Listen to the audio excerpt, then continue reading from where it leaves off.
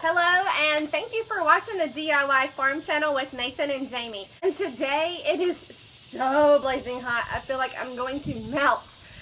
We got up really early, and actually I should say I got up because Nathan is working on some other projects right now. And so I got up really early before it got too awfully hot to start working on some rabbit hutches for our barn.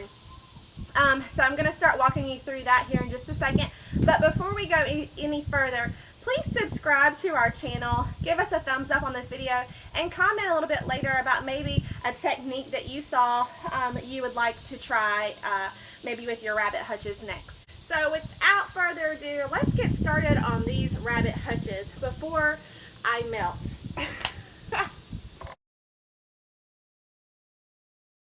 Alright, so you have what you need to create your hutch, and then of course you're going to need some plier clips or wire cutters to cut your wire, and a pair of needle nose pliers as well. So you've got your wire, your J clamps, your J pliers, needle nose pliers, and wire cutters. These make putting a hutch together very simple, and they look like this, and then whenever you pinch them down, they create a circle around the edges of the wire.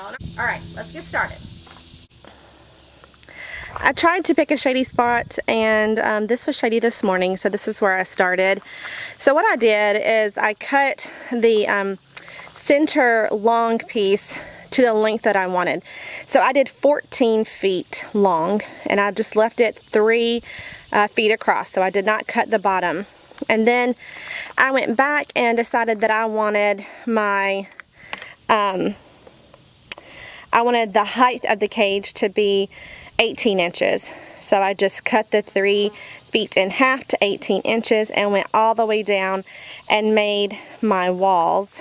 So you'll see there's 36 inches in the middle and 18 on either side. So then I came back and I used these J clips to bring everything together. And I just put a couple in here. I'll come back a little bit later and tighten it down with more. But this is what I have so far. So now I'm working on building the sides, and they'll all fold up and come together here shortly. Alright, so I'm going to give you an update. So I have brought the walls up and connected them in the corners, and then I measured out how wide I wanted the cages to be. This cage right here is 30 inches, and then I marked and put the dividers up and secured those with the little J latches. And then, I'm sure you probably heard, but rabbits are very prone to heat stroke. So I'm using 36-inch wire. And if you have long arms, that's great. But if you don't have long arms, then it's going to be really hard for you to catch these buggers when they're in their cage. So, long story short, I put a divider in at 24 inches.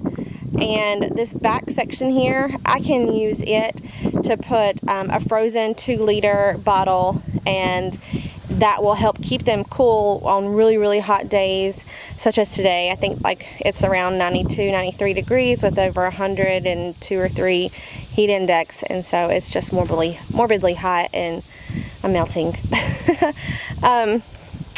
So this is a great little location to put a frozen 2-liter, and they can't get to it, they can't chew on it, and you can reuse it over and over again. So I have my 24-inch by 30 cage here, and then behind it is a great place for a 2-liter bottle to keep them cool. Well, I mean, I guess you could even put a little fan in there if you wanted to, and because they can't get to it, so it would just help keep them cool. Alright, so I'm almost done putting all of my dividers in, and whenever I get done with that, I'll start putting the top on. Okay, so to do the roof, or the top of the pen, I've already cut the size. It's 36 inches, and what I did is I just butted it up to the side of the wall and walked down through the cages and attached it. And then whenever I've gotten all the way to the end, it's just easier to come back over here to the side and just flip it over onto top of the cage, and then you can continue putting in your cage clips. That's the easiest way that I've found, because you can't just lay it up there. It never matches up. Okay, so I want to give you a little update on what I have done. So I have finished putting all of the J clamps on the rabbit cage, and I've cut my door out. I don't really have a specific measurement on it, but just something big enough to get your bunnies in and out. And then I put the latch on, and I'll probably still have to put like a little latch up here just to keep it from bowing out. Hey everyone, it is install day, and so I'm just going to start putting up the rabbit cages, and I'm going to hang them with chain and S-hooks, and I've already got some of the nails already up on the rafters. So I'm just going to get busy with that, and then I'll come back a little bit later and cut the excess off when the hubby gets home.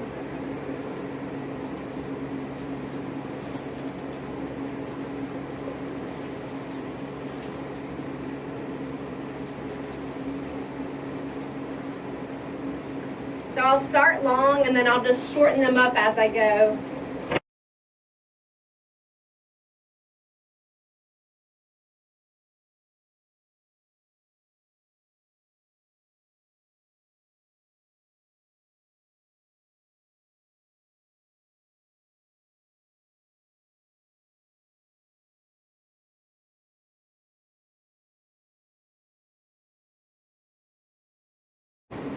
That looks about right. And now I'll do the other side.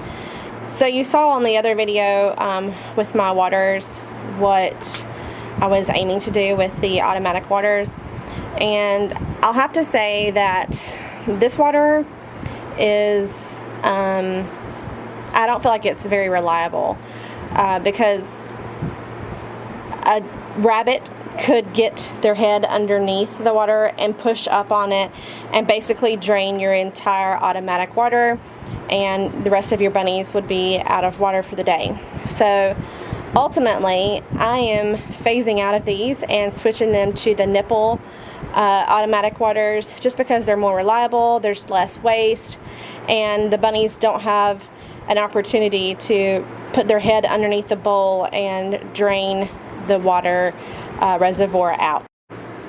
I am overall pleased with the way that these cages turned out. But like I mentioned before, I'll be changing the way that the doors are and changing them over to the doors that swing down instead of across. And then I'm going to be changing the automatic waters from the bowls to the nipples. And we have a quick little video of one of our bucks, our New Zealand bucks. His name is Thumper, for very good reasons. Very nice. And he's very nice, but he's just chilling in the cool dirt right now while I was shooting the video. We don't do colony style, but we do allow them to have some running space and some running room. We try to do that, you know, once a day or so.